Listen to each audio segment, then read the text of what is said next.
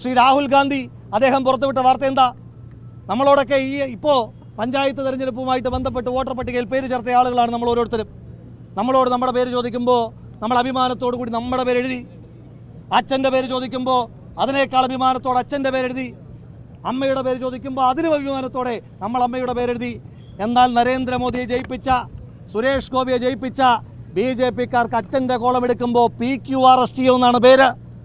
അമ്മയുടെ പേരെഴുതാൻ പറയുമ്പോൾ കാച്ചാട്ടാത്താപ്പ എന്നാണ് എഴുതുന്നത്. അങ്ങനെ PQRST അച്ഛന്, കാച്ചാട്ടാത്താപ്പ അമ്മയിലുണ്ടായ കുറേ അക്ഷരലിപികളായ കുഞ്ഞുങ്ങളാണ് BJP-യുടെ നരേന്ദ്രമോദിയെ തൊട്ട് സുരേഷ് ഗോപി അവരെ വിജയിപ്പിച്ചത് എന്നുള്ള ഏറ്റവും ഭീതിജനകമായ വാർത്ത പുറത്തേക്ക് വരികയാണ്. BJP-ക്കാർക്കിടയിൽ ആ കള്ളന്മാരുടെ കൂട്ടത്തിൽ ഏറ്റവും സത്യസന്ധനായ കള്ളൻ ശ്രീ സുരേഷ് ഗോപിയാണ്. അദ്ദേഹം പലകുറി കേരളത്തോട് പറഞ്ഞതാണ്, ഈ തൃശ്ശൂർ ഞാനിങ്ങ് എടുക്കുകയാ എന്ന്. അന്നേരമൊന്നും നമ്മൾ വിശ്വസിച്ചില്ല. നമ്മൾ വിചാരിച്ചു അതുപോലെ ശ്രീ സുരേഷ് ഗോപി എന്തോ വിടുവായിത്തം പറയുന്നതാണ് എന്ന്. പക്ഷേ അദ്ദേഹം ആ കള്ളന്മാർക്കിടയിൽ ഏറ്റവും സത്യസന്ധനായ കള്ളനായതുകൊണ്ട് അദ്ദേഹം പറഞ്ഞു വെച്ചതാണ്, ഞാൻ ജയിക്കുകയല്ല കട്ടെടുക്കുകയാണ് എന്ന് നിരവധി തവണ സുരേഷ് ഗോപി തന്നെ പറയുന്ന സാഹചര്യം ഉണ്ടായി. ഈ രാജ്യത്തിൻ്റെ പ്രധാനമന്ത്രി പദവി തൊട്ട് ഇന്ന് BJP-ക്കാർ കൈയാളുന്ന മുഴുവൻ പദവികളും ഈ രാജ്യത്തെ ജനാധിപത്യത്തെ മോഷ്ടിച്ച് അവർ നേടിയ വിജയങ്ങളാണ്. ആ വിജയങ്ങൾക്കെതിരായി ശ്രീ രാഹുൽ ഗാന്ധി എന്ന ഇന്ത്യയുടെ പ്രതിപക്ഷ നേതാവിൻ്റെ നേതൃത്വത്തിൽ അതിശക്തമായ സമരങ്ങൾ ഈ രാജ്യമെമ്പാടും നടന്നുകൊണ്ടിരിക്കുകയാണ്. നിങ്ങൾക്കറിയാം, ബീഹാറിൽ അവസാനമായി ഒരു കോൺഗ്രസ് മുഖ്യമന്ത്രി ഉണ്ടാകുന്നത് 3 പതിറ്റാണ്ടുകൾക്ക് മുൻപാണ്. ആ ബീഹാറിൻ്റെ മുന്നിൽ, ആ ബീഹാറിൻ്റെ മണ്ണിൽ വോട്ടർ ജാഗരൻ യാത്ര എന്ന ഇന്ത്യയുടെ പ്രതിപക്ഷ നേതാവിൻ്റെ യാത്രയ്ക്ക് ഓരോ ദിവസവും അണിനിരക്കുന്നത് 10,000-കണക്കിനായ മനുഷ്യന്മാരാണ്. ഇന്ത്യൻ നാഷണൽ കോൺഗ്രസിൻ്റെ രാഷ്ട്രീയമായി വേരോട്ടമില്ലാത്ത പ്രദേശങ്ങളിൽ പോലും ശ്രീ രാഹുൽ ഗാന്ധി എന്ന ഇന്ത്യയുടെ പ്രതിപക്ഷ നേതാവിനെ കേൾക്കുവാൻ, ഈ രാജ്യത്തിൻ്റെ തകർന്നു പോകുന്ന ജനാധിപത്യ വ്യവസ്ഥയെ തിരികെ പിടിക്കുവാൻ ഈ രാജ്യത്തെ ജനങ്ങൾ ബീഹാറിൻ്റെ രൂപത്തിൽ ഒഴുകിയെത്തുന്ന കാഴ്ച നമ്മൾ കണ്ടുകൊണ്ടിരിക്കുകയാണ്. ഈ സമരങ്ങൾക്ക് സന്ധിയില്ല. എനിക്ക് മനസ്സിലാകാത്തത്, ഈ തിരുവനന്തപുരത്തെ AC-യും CI-യും അടക്കമുള്ള ആളുകളോട് എനിക്ക് ചോദിക്കാനായിട്ടുള്ളത്, നിങ്ങൾ കേരള പോലീസല്ലേ? ഈ നാടിനൊരു പ്രത്യേകതയുണ്ടല്ലോ. ഈ നാടിൻ്റെ പ്രത്യേകത മതേതരത്വത്തെ മുറുകെ പിടിക്കുന്ന നാടാണ്.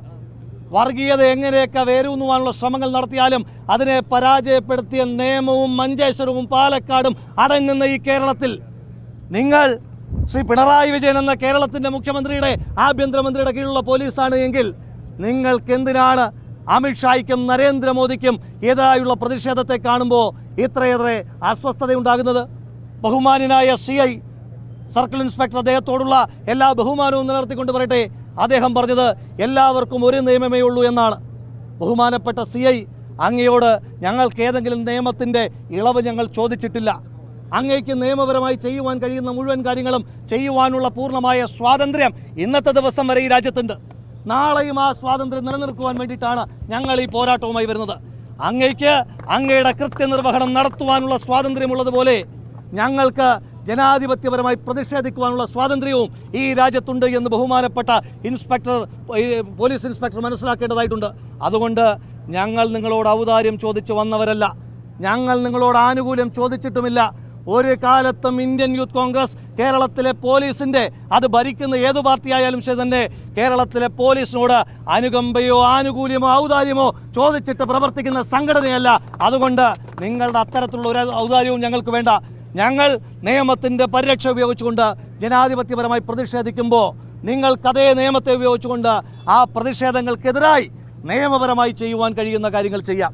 ആ നിയമപരമായി ചെയ്യുന്ന കാര്യങ്ങൾക്കപ്പുറം കായികമായി നരേന്ദ്രമോദിക്കും അമിത്ഷായ്ക്കും വേണ്ടി ജോലിയെടുക്കാൻ തീരുമാനിച്ചാൽ ഈ നാട്, ഞങ്ങളല്ല, ഈ നാട് നിങ്ങളെ പ്രതിരോധിക്കുമെന്നുള്ള കാര്യത്തിൽ ഒരു തർക്കവും വേണ്ട.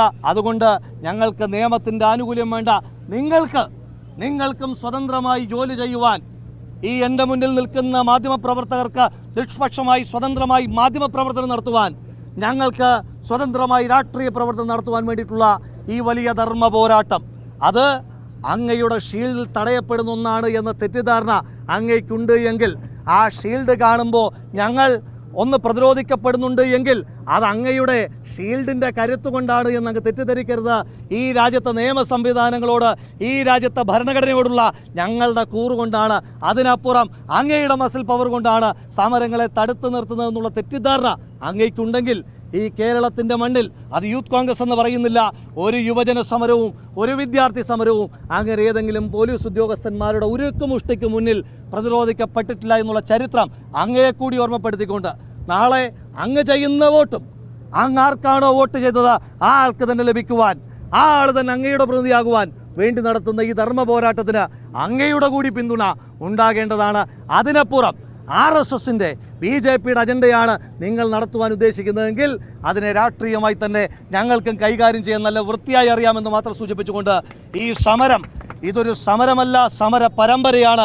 ഈ സമര പരമ്പരയുടെ തിരുവനന്തപുരം ജില്ലയുടെ ജില്ലാ യൂത്ത് കോൺഗ്രസ് കമ്മിറ്റിയുടെ ഈ സമരത്തെ ഔപചാരികതയുടെ പേരിൽ ഉദ്ഘാടനം ചെയ്ത് അറിയിച്ചുകൊണ്ട് നിർത്തുന്നു. നന്ദി, നമസ്കാരം. ജയ് ഹിന്ദ്, ജയ് യൂത്ത് കോൺഗ്രസ്.